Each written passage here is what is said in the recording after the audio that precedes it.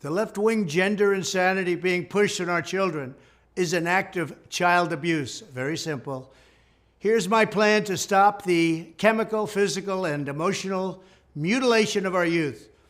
On day one, I will revoke Joe Biden's cruel policies on so-called gender-affirming care. Ridiculous. A process that includes giving kids puberty blockers, mutating their physical appearance, and ultimately performing surgery on minor children. Can you believe this? I will sign a new executive order instructing every federal agency to cease all programs that promote the concept of sex and gender transition at any age.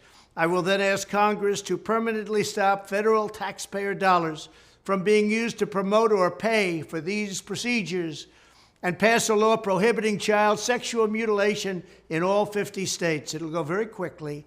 I will declare that any hospital or healthcare provider that participates in the chemical or physical mutilation of minor youth will no longer meet federal health and safety standards for Medicaid and Medicare and will be terminated from the program immediately. Furthermore, I will support the creation of a private right of action for victims to sue doctors who have unforgivably performed these procedures on minor children. The Department of Justice will investigate Big Pharma and the big hospital networks to determine whether they have deliberately covered up horrific long-term side effects of sex transitions in order to get rich at the expense of vulnerable patients, in this case, very vulnerable.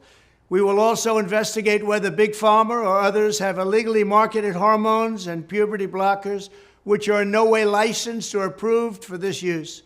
My Department of Education will inform states and school districts that if any teacher or school official suggests to a child that they could be trapped in the wrong body, they will be faced with severe consequences, including potential civil rights violations for sex discrimination and the elimination of federal funding.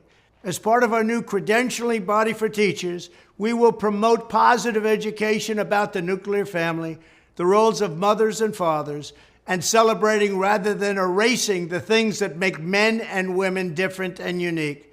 I will ask Congress to pass a bill establishing that the only genders recognized by the United States government are male and female, and they are assigned at birth. The bill will also make clear that Title IX prohibits men from participating in women's sports, and we will protect the rights of parents from being forced to allow their minor child to assume a gender which is new and an identity without the parent's consent. The identity will not be new, and it will not be without parental consent. No serious country should be telling its children that they were born with the wrong gender, a concept that was never heard of in all of human history. Nobody's ever heard of this, what's happening today. It was all when the radical left invented it just a few years ago. Under my leadership, this madness will end. Thank you very much.